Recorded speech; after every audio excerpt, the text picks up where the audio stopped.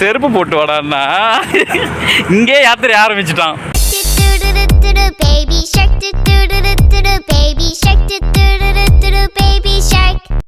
நம்ம நெய்வேலியிலிருந்து திருவண்ணாமலை கிரிவலத்துக்கு செல்வோமா? பஸ் வந்துருச்சு. சிறப்பு பேருந்து. சீட்டு வாய்ப்பே இல்லை. பரவாயில்ல. இங்கே உட்காந்துப்போம். ஆனால் வெயில் அடிக்க மூஞ்சில்.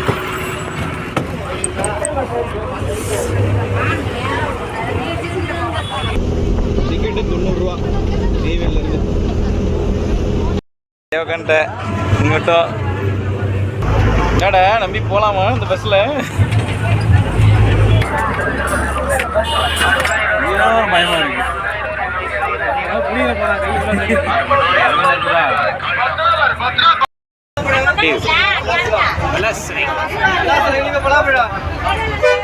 பலாப்பழம் தான் பேர் போன ஊரு. வர வழியெல்லாம் பார்த்தோம்டா எப்பா டிராக்டர் ஏற்றி வச்சிருக்காங்க. சீசன் இல்லை. சிலை பலா சிலை.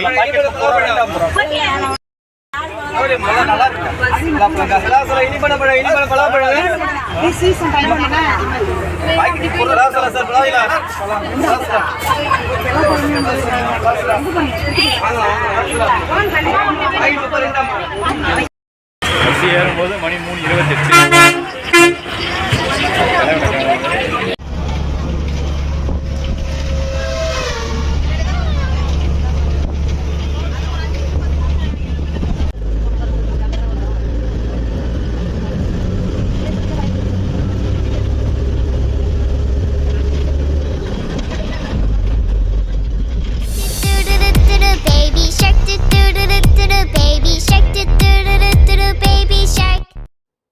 பண்ருட்டி தாண்டதும் அடுத்து நேராக திருக்கோயிலூர் பஸ் ஸ்டாண்டு தான். சும்மா பரபரப்பாக இருந்தது. எவ்வளோ பஸ்ஸு, எவ்வளோ மக்கள். சீட்டே கிடைக்கலைங்க ஏறுறதுக்கு. அந்த மாதிரி இருந்தது. எல்லாமே சிறப்பு பேருந்து தான். திருக்கோவிலூர் பஸ் ஸ்டாண்ட் தாண்டதும் கெடிலம் 6. கெடிலம் ஆற்றுல பார்த்தோம்னா இந்த பக்கம் ரைட் சைடில் பார்த்தோம்னா ஒரே ஒரு பாறை மேலே ஒரு கோயில் இருக்குது.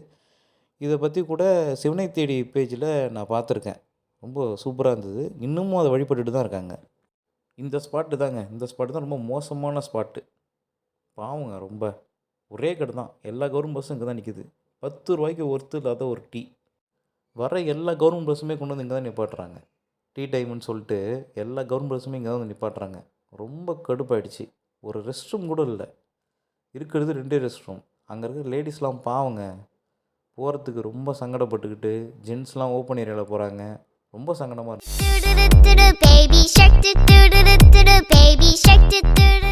இதுதான் நாங்கள் வந்த பஸ்ஸு. இதில் வந்து ஒரு டிராக்டரில் வந்திருக்கலாம். அப்படி இருந்தது. கவர்மெண்ட் பஸ் தான் அப்படி இருக்குது. ஜூ ஆரம்பிச்சிருக்காங்க போல். Jurassic world. ஒரு டீ கடை பார்த்தோம். கொஞ்சம் 10 ரூபா வாங்கினாங்க. கேவலமாக இருந்த டீ. இன்னும் கவர்மெண்ட் இன்னும் நல்லா பண்ணலாம். அங்கே இருக்கிற லேடிஸ்லாம் எப்படி சொல்கிறது, ரெஸ்ட் ரூம் போகிறதுக்கு ரொம்ப கஷ்டப்பட்டு இருந்தாங்க. கவர்மெண்ட் அதெல்லாம் ஒரு நல்ல டீ கடை ஆவின் பூத்துலாம் இருக்குது. அது கொஞ்சம் நல்லா பண்ணி கொடுத்து ரெஸ்ட் ரூம்லாம் கொஞ்சம் பெருசாக கட்டி விட்டாங்கன்னா ரொம்ப சங்கடமாக இருந்தது பார்க்கக்குள்ள. கொஞ்சம் நல்லா பண்ணியிருக்கலாம். ஓகே. இது ஏன் அன்னதானம் போட்டாங்கன்னு வச்சுக்கோ சரியா? அண்ணாமலையார் ஏதாவது அளக்கிறாரா பார்ப்போம். இங்கே நிற்கிறோன்னா அன்னதானம் போடுறாங்க. ஃபுல்லாக சாப்பிட்றோம், வெயிட் காட்டுறோம். ஃபுல்லாக சாப்பிட்டு நடக்கவும் முடியாது. கரெக்டாக சாப்பிட்றோம். ஓகே. இதான் அவருக்கு தெரியும். பசியோடு வருவாங்க, சாப்பிடுவோம். போட்டு நல்லூர்களுக்கு நன்றி.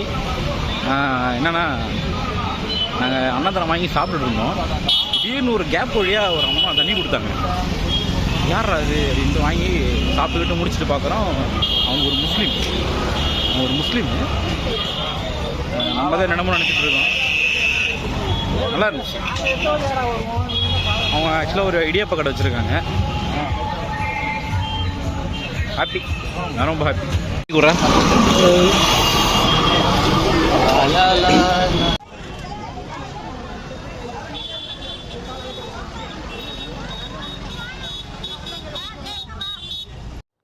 வல்லப விநாயகர் கோயில். இது ராஜகோபுரத்துலேருந்து நேராக பார்த்தோம்னா நேர்முகமாக இருக்கும். எல்லோரும் இங்கே வழிபட்டுட்டு தான் கிரிவலமே தொடர்றாங்க.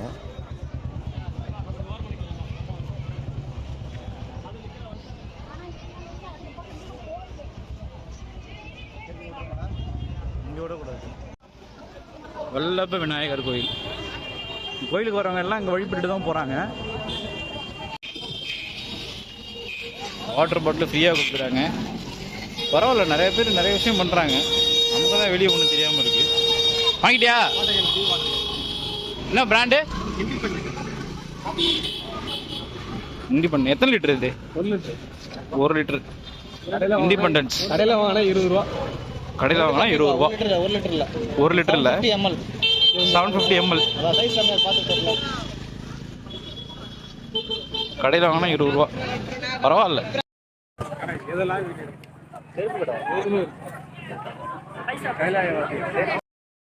போகிற வழியில் செருப்பெல்லாம் பேக் பண்ணி டோக்கன் கொடுத்து கவர் போட்டு வச்சுக்கிறாங்க.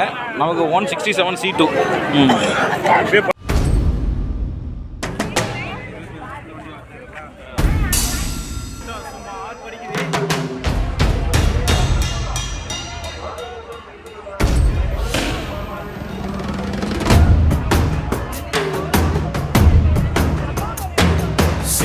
சிவாய போற்றியே நமச்சிவாய போற்றியே பிறப்பருக்கும் ஏகனே பொறுத்தருள் அநேகனே.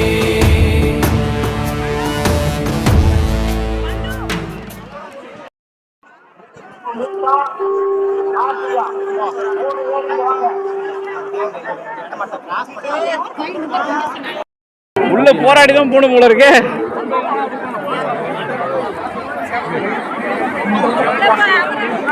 என்ன தள்ளு. என்னன்னா போய் இந்த அக்னியில கும்பிட்டு வரணும்.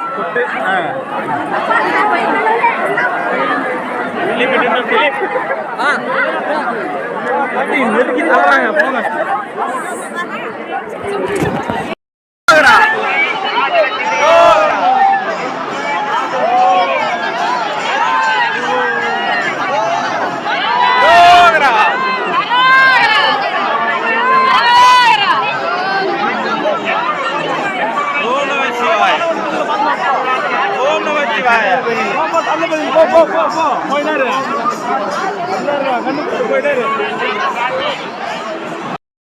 போய் கோபிக்கிட்ட வாங்க, உங்க உறவினருக்கு பையன் இருக்கிறாப்ல.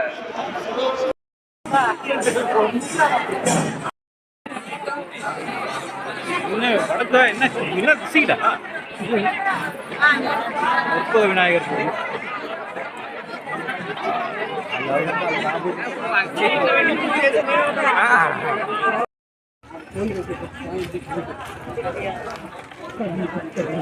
Off road condition.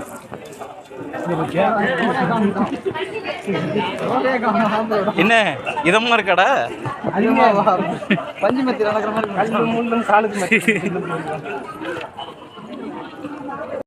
போயிட்டாங்க போல இருக்கு. நேரா வந்தது தப்பா? எல்லாம் நன்மைக்கே விடு. ரெடி பண்றாங்க போல. கொத்தி மட்டும் விட்டு போயிட்டாங்க. கொத்தனார காணும்பா. அப்பா ஓகே. இது திசை. இதான் வடக்கு திசைன்னு நினைக்கிறேன். இது வட திசை. இப்படி பார்த்தது மேற்கு திசை. மேற்கு திசை கோபுரம் அது போல இருக்கு. இந்த கற்பக விநாயகர் கோயில் இருந்ததுல, அது மேற்கு திசை போல. இது வடக்கு திசை.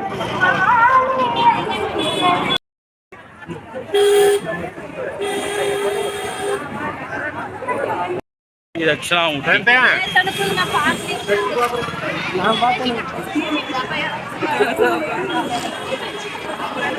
என்னடா நான் பார்த்தேன். என்னத்துல பார்த்த?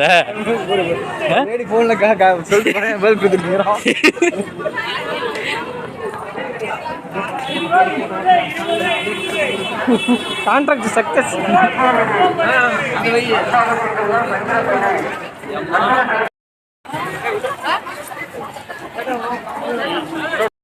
கீழே இருக்கு. மருவத்தூர் தானே?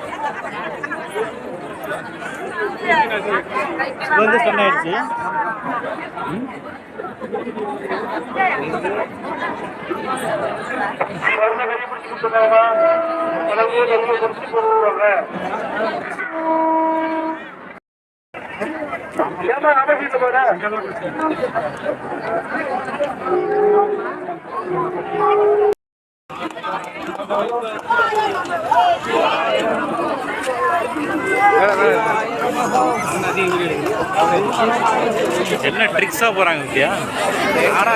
வழி விடாங்கிட்டு போறாங்க.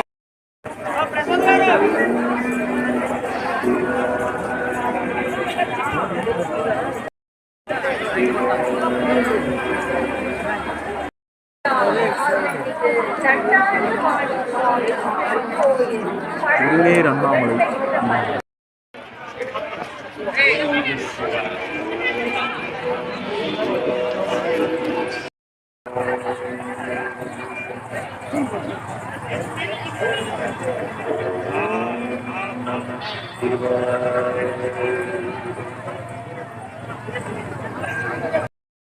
மணி கூடிய அறிவித்தார் பாருங்க.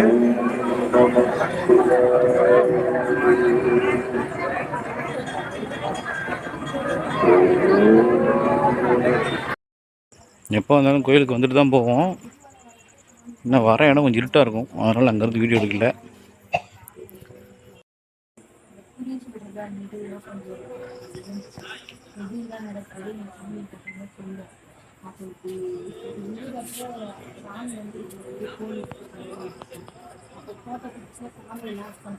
எப்போ வந்தாலும் இங்கே வந்துட்டு தான் போவோம். வர வழி கொஞ்சம் இருட்டாக இருக்கும், அதனால் வீடியோ எடுக்கலை. ரொம்ப அருமையாக இருக்கும் பார்க்க அந்த கோயில். எனக்கு ரொம்ப பிடிச்ச ஒரு இடம், அமைதியாகவும் இருக்கும். கொஞ்சம் இந்த இடத்துல என்னென்னு கேட்டிங்கன்னா, கொஞ்சம் அசுத்தம் பண்ணி வைக்கிறாங்க வர வழிலாம். அதெல்லாம் கொஞ்சம் நல்லா இருந்தால் நல்லாயிருக்கும். இந்த கோவில் எங்கே இருக்குன்னு பார்த்தோம்னா, நித்யானந்தாவோட மடமும் ஆசிரமமானு எனக்கு சரியாக தெரியல. அதுக்கு ஆப்போசிட் ஸ்ட்ரீட்டுக்குள்ளே நேராக வந்தோம்னா லெஃப்ட் சைடில் வந்தோம்னா இந்த கோயில் இருக்குது. ரொம்ப சூப்பராக இருக்கும் கோயில், பார்க்கவே அமைதியாக இருக்கும். இங்கே இருக்கிற லிங்கத்துக்கு நீங்கள் உங்கள் கையாலேயே அபிஷேகம் பண்ணலாம், மாலை அணிவிக்கலாம், ஆரத்தி எடுக்கலாம். உங்களால் முடிஞ்ச டொனேஷனை நீங்கள் நேரடியாகவே அங்கே கொடுக்கலாம். அது உங்களோட விருப்பம்.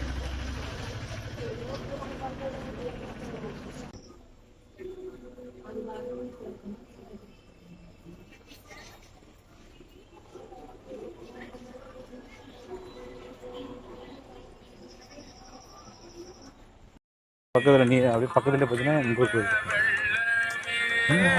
இருக்குது. இது வந்து விஷ்ணுவும் கருடனும் இருப்பாங்க. இல்லைடா, விஷ்ணுவும் கருடனும் இருப்பாங்க.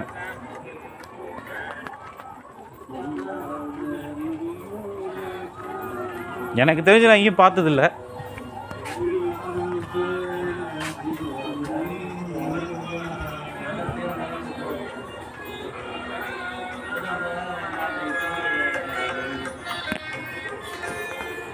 நான் வரப்போ இந்த ரெண்டு கோயிலுக்கும் அவ்வளோவா பக்தர்கள் வரமாட்டாங்க. இப்போ தான் கொஞ்சம் வராங்க.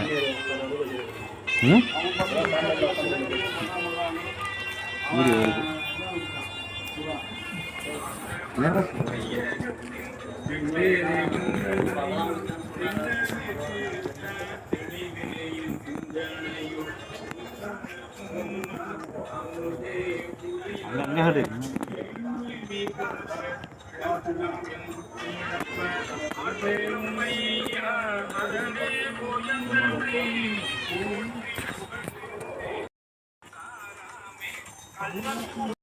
இது அன்னதானம் போடுறாங்க சொல்லி அனுப்புறாருன்னா போயிடணும், யோசிக்கவே கூடாது.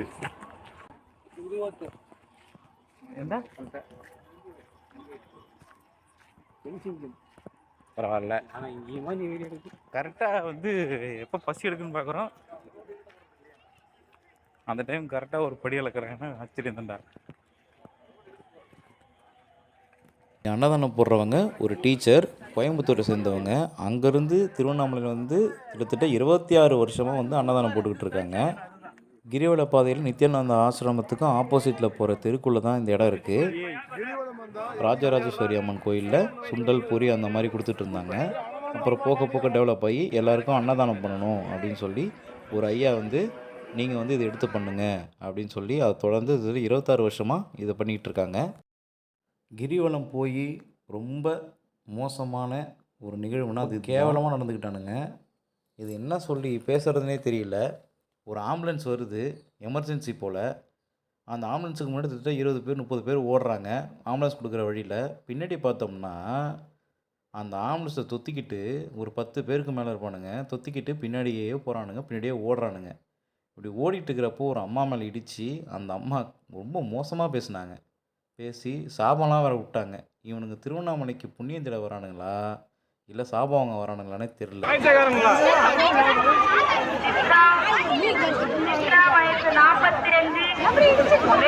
ஊர் பேர் கெடுக்கன்னு சில பேர் வருவாங்கல்ல, அது இவங்க தான். ரொம்ப நேரமா நம்ம ரூட் அடிச்சிட்டு இருக்காண்டே, மங்கிராது நம்ம காட்டுறான்டா. அந்த மங்கியை தான் காட்டுறான். எங்க இருக்கு? அங்க உட்காந்துருச்சு மேல கலக்கலா. ஓஹோ, என்னடா என்னடா டாட்டா காமி வந்தனா அந்த 2 எலிபதி கிடைச்சிரும். 3:28 ஏறணும். இங்க எத்தனை மணிக்கு வந்தோம்? ரீச்சாக்குள்ள 6:24 வந்தோம். இப்போ 11:24. இன்னும் வரைக்கும் ஒரு கூட்டம் போறையில அப்படியே கடல் மாதிரி இருக்கு. ஒரு பொது இடத்துல ஃபோட்டோ எடுக்கிறதுக்காக இவனுங்க ஏறி அது மாதிரி நின்றுட்டுருக்கானுங்க. அதை செல்ஃபி எடுக்கிறதுக்கு ஒருத்தன் வேறு அதுக்கு முத்தம் கொடுத்துட்டு இருக்கான். ஏன்டா அந்த மாதிரி பண்ணுறீங்க? இதை கேட்க போனால் காவல்துறை மேலே கோவப்படுவீங்க. தற்கொலை பாய் சொன்னீங்களா?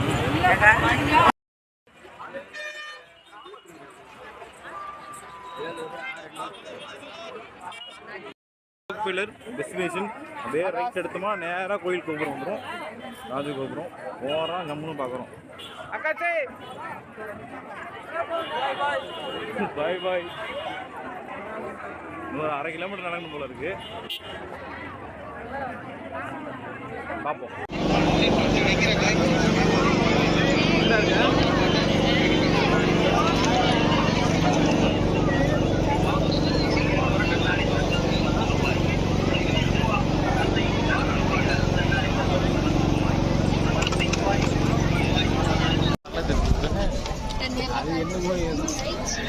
திருவிழா நடந்து ரொம்ப டயர்ல வந்து உட்காந்துருக்கோம்.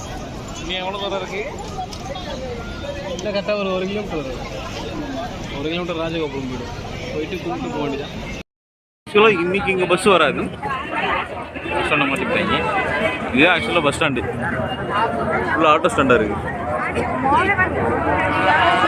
நம்ம இறங்க இடம் தான் பஸ் ஸ்டாண்டு, அங்கே தான் ரிட்டர்ன் ஏறுற மாதிரி இருக்கும் போல். கிட்ட வந்துட்டோம். போனோம்னா கேட்குறாங்க இல்லைண்ணா திரண்டு இருக்கும் எங்கள் கோடி பெருமக்களே.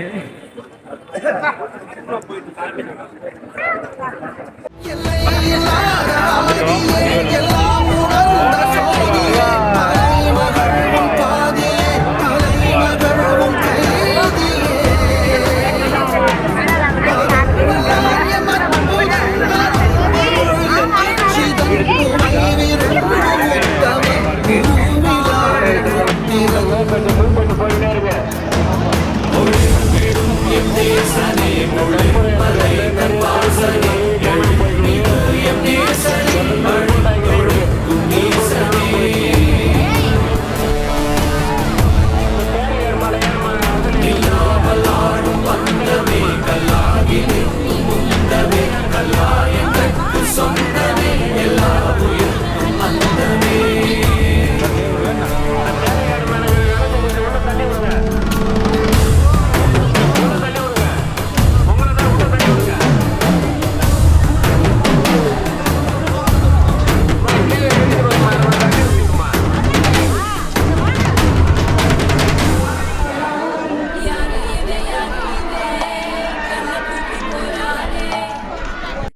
ஆட்டோக்காரங்க பண்ணுறது தான் பயங்கர அலப்புறேன். ஆட்டோக்காரங்க பண்ணுறது தான் பெரிய அலப்புறேன். அடிச்சு நவுத்துனாங்க போங்க. சரியான ட்ரிப் ஆனால்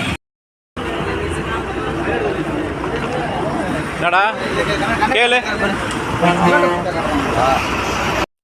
இவங்க என்ன சொல்கிறாங்க கண்டக்டரு, உங்கள் ஊருக்கு பஸ்ஸு நிற்காது, நெய்வேலியில் பஸ்ஸு நிற்காது, திண்டுக்கல் கும்பகோணம் அந்த மாதிரினா ஏறுங்க, லாங்குனா ஏறுங்க, நெய்வேலிலாம் பஸ் நிற்காது, ஏறாதீங்க, சீட்டு கிடையாது, நெய்வேலி நிற்காது, நெய்வேலி போகாது, இப்படி ஒவ்வொருத்தராக ஒவ்வொரு பதில் சொல்கிறாங்க. ஆனால் எல்லாம் நெய்வேலி வழியாக தான் நெய்வேலி ரூட்டில் தான் பஸ்ஸு போகுது, ஆனால் ஏறாதீங்க அப்படின்றாங்க. உங்களுக்கு சீட்டு கிடையாது, உங்கள் ஊரில் நிற்காது அப்படின்னு சொல்கிறாங்க. இங்கே அங்கே வா சென்டர் அதில் போய் கேட்போம். அங்கே போய் கேட்போம்.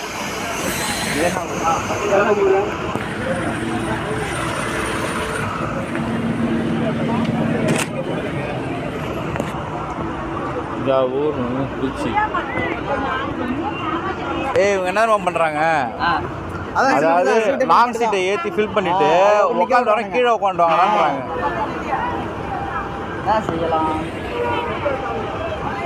ஸ்டாலினுக்கு மெயில் போடு. உண்மையில நின்று போகணும், அரைச்சிட்டு போட சொல்லு. இவர் டிரான்ஸ்போர்ட் ஆஃபீஸர் போல், உங்களுக்கு இடம் தரேன், நீங்கள் எதுவும் பிரச்சனை பண்ணாதீங்க, நீங்கள் என்ன 3 பேர் தானே, உங்களுக்கு இடம் இருக்குது, நீங்கள் போங்க, வேறு யார்கிட்டையும் சொல்லாதீங்கன்ற மாதிரி பேசி அனுப்பி விட்டாரு. நெய்வேலி நிற்க மாட்டேன்னு சொல்லி சொல்கிறாங்க. இல்லையா அதில் சீட் இல்லை, அதில் சீட். நெய்வேலிக்கு சீட்டு தர மாட்டேன்னா என்ன புரியல. எப்படின்னா அது கும்பகோணம் மட்டும் தான் சீட்டு ஏறணும், மற்றவங்க ஏறக்கூடாதுன்னு ரூல்ஸே கிடையாது. ஒரு சொல்கிறேன் கேளுங்க, பதட்டப்படாது. நீங்கள் இறங்கிட்டீங்கன்னா அதுக்கப்புறம் சும்மா போட்டு அதுக்காக கும்பகோணம் இதில் உங்களை ஏற்றுப்பாங்க. அது சொல்ல நிற்கவே நிற்காதுன்றாரு. அப்போ தான் யார் சொல்கிறது நிற்காது. அப்போ கும்பகோணம் சீட்டு வந்தால் ஏற்றிக்க எப்படி சொல்லணும், லாங்கு போகிறவங்க தான் ஏற்றிக்க. இல்லை நல்லா சொல்லலாம், பஸ்ஸு உங்களுக்கு தான், அவங்களுக்காக தான் பஸ்ஸு. புரியுதா இல்லையா? உங்களை ஏற்ற முடியாது, இறக்கணும். அந்த நான் சொல்கிறேன், ஒரு நிமிஷம் கேளுங்களேன். என்னன்னா பட்டுக்கோட்டை போகிறவங்க நிற்பாங்க, நீங்கள் இந்த இறங்கிடுவீங்க, அதுக்காக சும்மா போகும். அதுக்காக பட்டுக்கோட்டை ஏற்றி உங்களை ஏற்றி போங்க. நீ போகும்போது எது எந்த சொல்ல நான் ஏற்றி வரேன். பண்டுட்டியும் டிக்கெட் வரும், நிறைய நீங்கள் நாங்கள் நெய்வேலி சொல்கிற கான்செப்ட் புரிஞ்சுட்டீங்களா இல்லையா? புரியுது. அதுதான் வேறு அதுவும் எனக்கு கான்செப்ட் கிடையாது. சும்மா முடிஞ்சு நான் ஏறி உட்கார வச்சுக்கிறேன், 2 சீட்டாக வந்துடுறேன். அப்புறம் சொல்லுங்க, ஏற்றுறோம் வாங்க, ஏற்றுறோம் வாங்க, எந்த ஏற்றுறேன் சென்டரில் உட்காந்துருக்கீங்களா, ஏற்றுறோம் வாங்க. சீட்டு இல்லைன்னா யாரு எத்தனை பேர் இருக்கீங்க? 3 பேர். ஏற்றுறோம் வாங்க, ஏற்றுறோம். இல்லை சார், ஒரே பேப்பர் எடுத்துக்கிறீங்களா? ஒன்று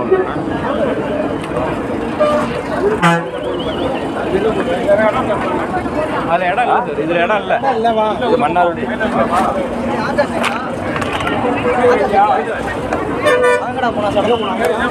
ஒன்று போயிருக்கோம்.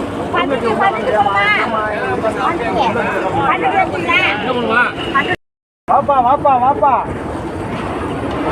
3 சீட்டுமா?